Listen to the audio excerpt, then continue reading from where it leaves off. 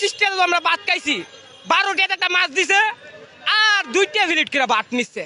25 টাকা খাইয়া রিক্সা ভাড়া দিতে পারছি না, আধা ঘন্টা জিরান লাগছে। এরপরে রিক্সা ভাড়া দিলাম, আর সাথে সাথে 25 টাকা খাইয়া ই ফেট নিয়ে রিক্সা ভাড়া দিতাম, ফেটে ব্যথা উঠতো, আমি ফেট বুড়াতে খাইছি। আর ওহন 25 টাকা খামো দূরের কথা, 100 টাকা যদি হোটেলে খাই, খাইয়া সাথে সাথে 2টা বিচি নিলে ভাড়া দূর মারি।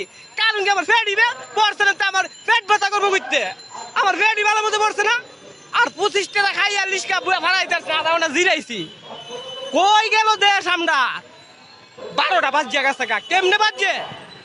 আগে আপনারা 4 টাকা ভাড়া খাইলে, 5 টাকা ভাড়া খাইলে ডাল ভাজি শুদ্ধা দিছে।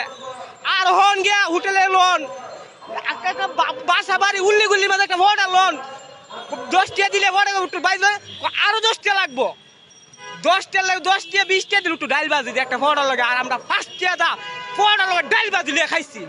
কই গেল? আচ্ছা বাদ দিলাম, আরো শুনেন, আমরা 16 বছর আগে চাউল কত করে খাইছি? 20 টাকা করে চাউল খাইছি। আর 20 টাকা কেজি চাউল আমরা খাই দিকা আমাদের ওই হাসিনা 5 তারিখে যাওয়ার পরে ওখানেই চাউল কত করে হয়েছে জানেন? এই চাউল ওখান হয়েছে 48 টাকা, চাউল হয়েছে 65 টাকা। আর কাজলতা 50 টাকার চাউল হয়েছে আপনার 70 টাকা। আমি কয়দিন আগে বাজারে গেছি, কাজলতা চাউল ভাই 10 কেজি কত?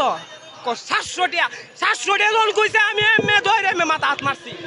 আমি কইলো কি কিচ্ছু করার নাই ভাই, নিলে না নিলে বাড়ির যাও। আমি কই ভাই ভোলা ভাঞ্জন আছে আর ফের জন আছে, নিতে আমার হবেই, কিচ্ছু করার নাই। 700 টাকা দিলিস, কারণটা কি? বাড়বো আপনি বাড়াইতেছে কাটা, কার অধীনে বাড়তাছে রি? পিছে কারা জড়িত, এর লোকে কারা দুস্থ পাচ্ছে, কারা জড়িত হাতিয়া দেখতে হবে কিলাম। আমি সরকারকে বলি, তত্ত্বাবধায়ক সরকারকে বলি, এটি বাড়াইতেছে কারা, এটি বিচার করার লোক নাই বাংলাদেশ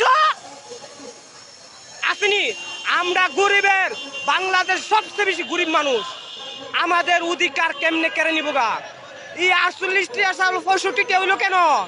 আর 50 টাকা কাজলতা চাউল 70 টাকা হইলো কেন? কারণ কি? মানে হারা এই সুযোগটা নিছে যে বাংলাদেশের মধ্যে একটা আন্দোলন চলতেছে, সবকিছু আন্দোলন চলতেছে। আমরা একটা জিনিসের দাম বাড়ে মানুষটা একটা বিভ্রান্ত সৃষ্টি করি, এটা একটা সুযোগ নাকি?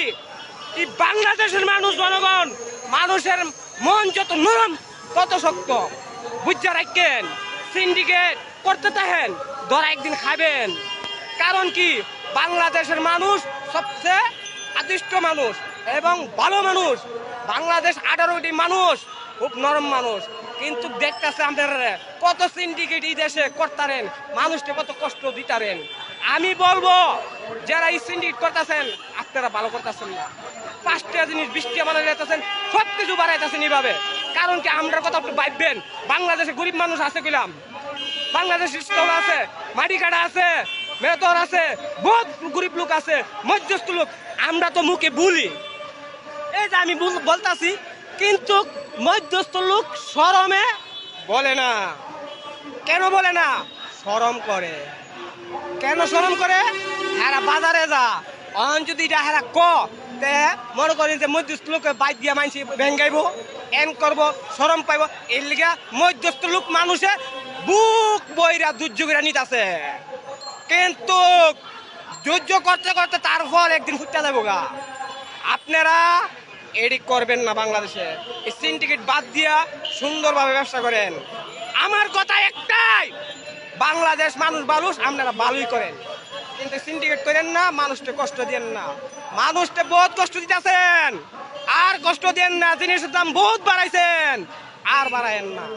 আলুর দাম, পেঁয়াজের দাম, মুচের দাম, যত নিত্য পণ্য আছে, এমন কোন জিনিস নাই বাংলাদেশের মাঝে না বাড়ছে।